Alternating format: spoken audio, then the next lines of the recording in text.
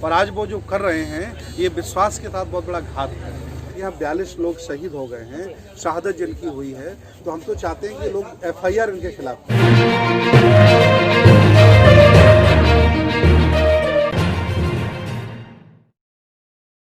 जय भीम, नमो बुद्धाय। दर्शकों आप सभी की प्यारी बहन रूबी गौतम आज पहुंचे हम किसान आंदोलन को समर्थन करते हुए बौद्ध भिक्षु सुमित रतन जी के पास में। सुमित रतन जी काफी समय से यहाँ पर है, जो कि यहाँ पर गाजीपुर बॉर्डर पे बैठे हुए हैं। आइए बात करते हैं सुमित रतन जी से। जय भीम, नमो बुद्धाय बंटी जी। जी, मंगल कामनाएं। बंटी जी, आप यहाँ पे किसानों को समर्थन करने के लिए आए हुए हैं। अभी तक काफी लंबा टाइम हो गया, हम लोग क्या अनुभव रहा यहाँ पे? बौद्ध भिक्षु सुमित रतन हमारा नाम है और हम लोग पिछले 10-12 दिन से किसानों का समर्थन कर रहे हैं और किसानों के धरना स्थल पर अपना टेंट लगा करके रह रहे हैं। और आज मुख्य मंच पर हमारे 11 बौद्ध भिक्षु 24 घंटे के लिए भूख हड़ताल पर भी बैठे हैं और अनुभव हमारा बहुत अच्छा रहा। जैसा कि आरोप लगाया गया था कि ये खालिस्तानी पैसे दे रहे हैं, पाकिस्तान से पैसा आ रहा था, ये सब फर्जी है, झूठ है, ये झूठे लोग फैला रहे थे। यहाँ देखा तो पता चला कि नानक दे बंदे सिख अपना कमाई का 10% भाग दान करते हैं, उस दान से वो लंगर लगा रहे हैं। और अगर आज यहाँ सिख सरदार न होते तो आंदोलन में आने वाले लोग भूखे रह जाते। इसलिए बहुत बहुत धन्यवाद उनको। सर, अभी तक 1 महीने से ज़्यादा हो गया किसान जो है लगातार आंदोलन कर रहे हैं। इतनी कड़ाके की सर्दी पड़ रही है, बारिश हो रही है, लेकिन फिर भी वो डटे हुए मुकाबले पर और सरकार जो है सुनने का नाम नहीं ले रही है। आपको क्या अपेक्षा है सरकार से? ये सरकार जब से आई है और जब से इसने जुमले दिए, जब से इन्होंने वादे दिए और जो उनका मैनिफेस्टो था उसमें किसानों के प्रति बड़ा नरम रवैया था। स्वामीनाथन की रिपोर्ट लागू करने का उन्होंने वचन दिया था, उसे लागू भी नहीं किया। और किसानों को मजदूर बनाने के लिए उन्होंने 3 बिल लाए।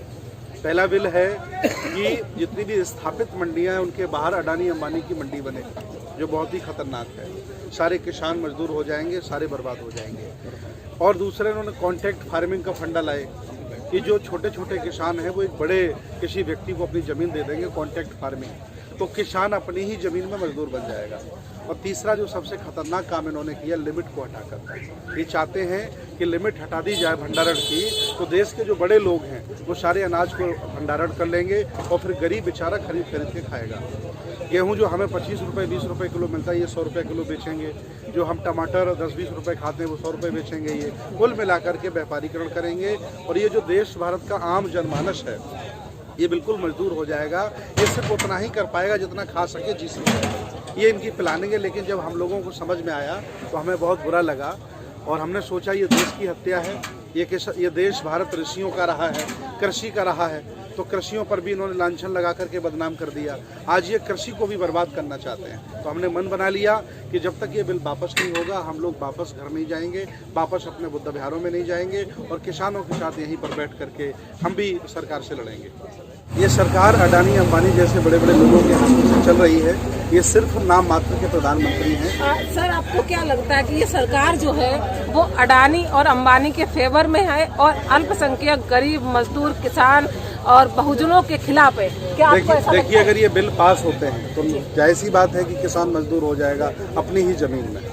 और सबसे बड़ी बात यह है कि अगर ये वापस नहीं लेते हैं, और ये जो स्थिति पैदा हुई है, जो लगभग यहाँ 42 लोग शहीद हो गए हैं, शहादत जिनकी हुई है, तो हम तो चाहते हैं कि लोग FIR इनके खिलाफ करें, क्योंकि ये इन्हीं की वजह से ये मतलब शहादतें हो रही हैं। तो इनके ऊपर FIR करें, केस चलाया जाए, उनको जेल भिजवाया जाए, ऐसा हम मांग करते हैं। सर, आप ये बताइए कि एक एक करके जो है बिल पास किए जा रहे। पहले NRC वगैरह पास किया तो मुस्लिम लोग जो थे काफी लंबे अरसे तक सड़कों पर रहे।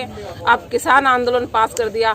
आगे चल के आपको क्या लगता है, कुछ अनुमान है कि और कौन कौन से बिल ये ला सकते हैं? कैसे कैसे लोग हम लोगों को, ये आम जनता को परेशान कर सकते हैं? देखिए, जब से ये सरकार आई है तमाम चीजें इन्होंने नई की हैं।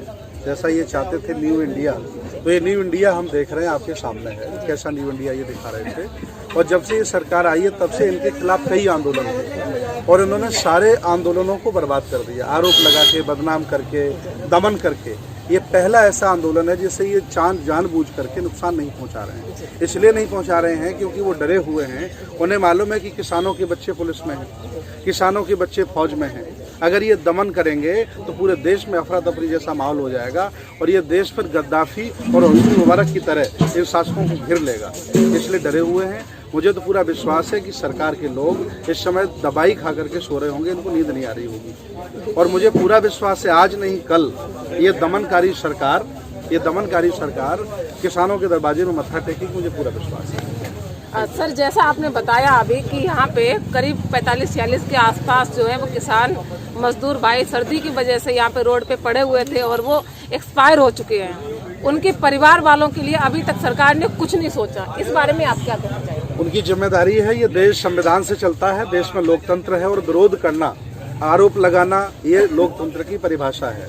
तो इसलिए उनकी जिम्मेदारी है वो इनकी भरपाई करें। जितने भी हमारे शहीद लोग हुए हैं उनको कम से कम 1 करोड़ रुपए दिया जाए और ये बिल वापस लिया जाए, तभी इनकी भलाई है। न जब भी कभी इतिहास लिखा जाएगा इनका काले अक्षरों में नाम लिखा जाएगा, ये दावे के साथ कह रहा हूँ।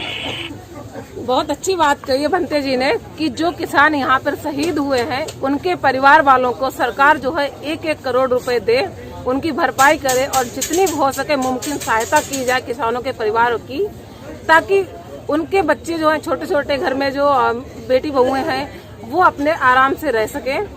ये बहुत अच्छा टॉपिक था। भंते जी से मैं कुछ और जानना चाहूंगी। भंते जी, इस बारे में आप और क्या कहना चाहेंगे? किसान जो है लगभग अभी सरकार ने कुछ नहीं सुना है और एक भी बात जो है नहीं मानी। कितने चांस लगते हैं आपको बिल जो है वापस लिया जाए? देखिए, हम लोग अहिंसा के पुजारी हैं। ये देश बनाया यहाँ के गरीब लोगों ने है, किसान लोगों ने है और देश को चलाया भी है। बाई डिफ़ॉल्ट ये तानाशाह लोग, बाई डिफ़ॉल्ट नीयत के खराब लोग स्थापित हो गए हैं।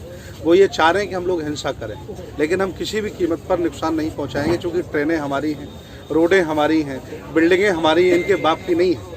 ये तो चाह रहे हैं कि हम लोग हिंसा का रूप ले लें और अंतर्राष्ट्रीय लेवल पर किसान के आंदोलन को ठप कर दिया जाए, लेकिन हम ऐसा नहीं करेंगे। हम लोकतांत्रिक तरीके से अपनी मांगें मानते रहेंगे। जब तक ये किसानों का बिल वापस नहीं होता हम वापस नहीं आएंगे।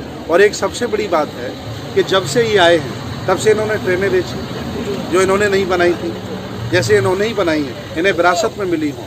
इन्होंने हवाई पट्टी बेच दी।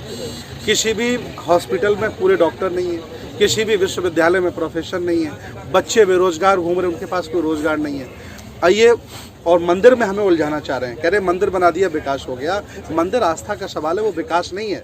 विकास तब होता है जब लोग सब भोजन करें और अमन चैन। दर्शकों, आप देख रहे थे कि शांति प्रिय रहने वाले और शांति के नाम से जाने वाले बौद्ध भिक्षु भी आज आंदोलन पर उतर आए हैं। सोचिए कितनी मजबूरी रही होगी कि जनता जो है आंदोलन कर रही है, उनके साथ साथ बौद्ध भिक्षुओं का समर्थन उन्हें मिल रहा है।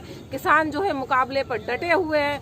सरकार का एक बिल जिसकी वजह से लोग सड़कों पर आ गए हैं, आगे चल के ये बिल कितना भयानक साबित हो सकता है, इसी डर की वजह से किसान जो है मुकाबले पर डटे हुए और चाहते हैं कि ये बिल वापस लिया जाए। कैपिटल क्राइम न्यूज की तरफ से मैं रूबी गौतम सरकार से अपील करना चाहती हूँ कि जल्द से जल्द सरकार जो है किसानों की और बौद्ध भिक्षुओं की सुने, ताकि ये लोग अपने अपने बौद्ध विहारों में अपने अपने घरों में वापस जा सके और इस बिल को वापस लिया जाए। जय भीम, नमो।